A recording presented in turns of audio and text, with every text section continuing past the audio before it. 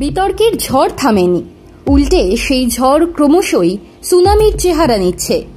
কেন্দ্রীয় সরকারের শ্রম কোডের প্রতিবাদে সারা ভারত ধর্মঘট ডেকেছিল শ্রমিক সংগঠনগুলো। সারা দেশে সেই ধর্মঘট পালন করেছে বামেদের সমস্ত শ্রমিক সংগঠনগুলো। এই রাজ্যের আনাচে কানাচে বন্ধ পালন করেছে সিপিআইএম, সিটু ও তাদের শরিক দলগুলো। আর তা করতে গিয়ে নানান জায়গায় ঘটেছে অপ্রীতিকর ঘটনা। ধর্মঘট পালন করতে গিয়ে পুলিশের হাতে নিগৃহীত হয়েছেন এক বাম কর্মী। মিছিল করার সময় তাকে চড় মেরেছেন এক পুলিশ কর্মী। এমনকি ওই বাম কর্মীকে গ্রেপ্তারও করা হয়েছিল। দক্ষিণ দিনাজপুরের বংশীহারি ব্লকের বুনিয়াদপুরে সেই সিপিআইএম কর্মী মাজেদুর রহমান জামিনে মুক্ত হয়েছেন 9 জুলাই রাতে। মাজেদুরকে নিয়ে সোচ্চার হয়েছেন মোহাম্মদ সেলিম, সুজন চক্রবর্তী থেকে কলতান দাশগুপ্ত, সৃজন ভট্টাচার্যরা। মাজেদুরের জামিনে মুক্তির পর তাকে সামনে রেখে বুনিয়াদপুরে মিছিল বের করে সিপিআইএম। তাকে ফুল দিয়ে অভিনন্দনও জানিয়েছেন স্থানীয় নেতারা। সোম অথবা মঙ্গলবার কলকাতায় আসছেন মাজেদুর আলিমুদ্দিনের সর্বোচ্চ নেতাদের সঙ্গে দেখা করতে। বুনিয়াদপুরের ঘটনায় নিন্দার ঝড় বইছে রাজ্য জুড়ে। এই ঘটনার জোরালো প্রতিবাদ জানালেন প্রদেশ কংগ্রেসের বর্ষিয়ান নেতা অধীর রঞ্জন চৌধুরী। বামকর্মী মাজেদুর রহমানকে চড় মারার ঘটনা প্রসঙ্গে অধীর মিডিয়াকে বলেছেন, কাল বুনিয়াদপুরে যে ঘটনা ঘটেছে তা অত্যন্ত নিন্দনীয়। একটা সংখ্যালঘু নেতাকে চড় মারা হয়েছে। কি অপরাধ করেছে লোকটা? বামপন্থী রাজনীতি করাটা কি অপরাধ? তিনিও তো সংখ্যালঘু সম্প্রদায়ের মানুষ, তাকে কি থাপ্পড় মেরে অপমান করা হলো না?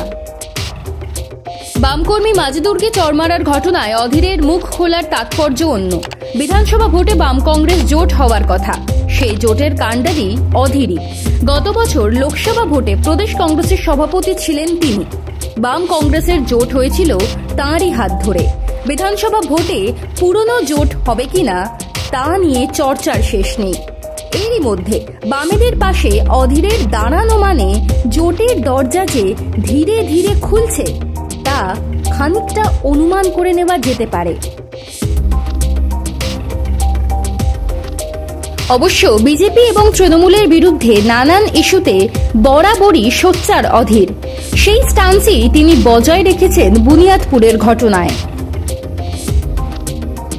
9 জুলাই ধর্মঘটের পরই প্রতিবাদে সোচ্চার হয়েছিলেন সিপিআইএম এর রাজ্য সম্পাদক মোহাম্মদ সেলিম। বৃহস্পতিবার মুর্শিদাবাদে প্রেস কনফারেন্স করে সেলিম আরও আগ্রাসী হয়ে বলেছেন, কে বলেছে পুলিশকে চড় মারতে? অন্য সময় পুলিশকে দেখা যায় না, এত ঘটনা তখন পুলিশ কি করে?